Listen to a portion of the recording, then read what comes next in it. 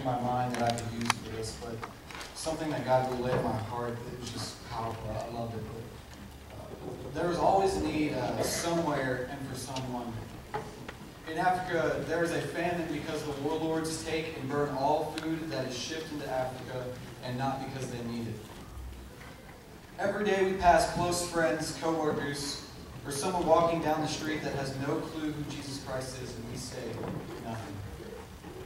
When we go to church, we testify about how God has blessed us so much, but we never testify on how God is to us, to the people that really need to hear it. There's a desperate need for the church to obtain and practice the things that last forever. But before examining the things that last forever, I want to make something very clear. Who is the church? The church is not the building, the four walls, the worship team, pastors, staff, nor God. The church is the people in all. It is you. We need a church that shares our faith and is obedient to God's will and orders. 1 Corinthians 13:13 says, 3 things will last forever: faith, hope, and love. And the greatest of these is love. We're going to go examine exactly what these 3 are. Faith, what is it? It's believing in something you cannot visually see. Having faith is us saying, God, I don't know how I'm going to pay the bills, but I give you 10%. And even if you don't provide, I will still praise you.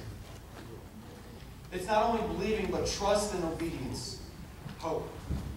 It's essential in our walk with God. It's you not giving up. In the Bible it says there will be many seasons of hardship, separation, and doubt. We should never lose hope in our churches or our youth groups. Love. It is the greatest of all things that last forever.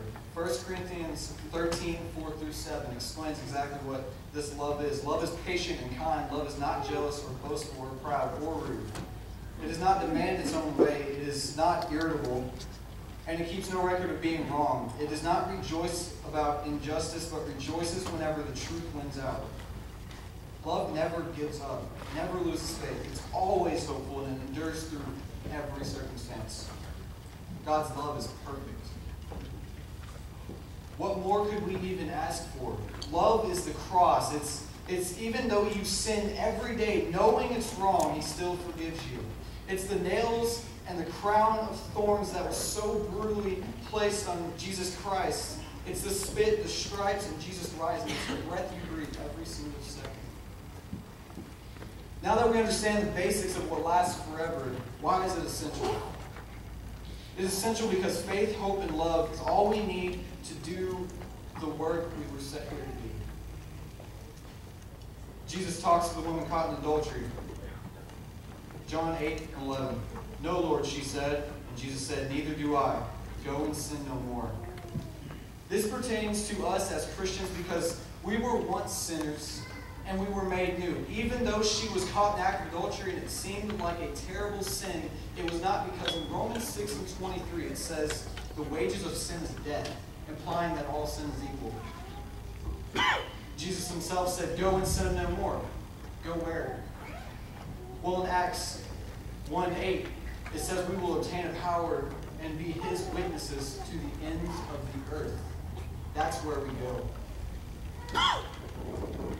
We are now aware of the need and why it is important. So now I must persuade you to be God's disciples and to step out in faith.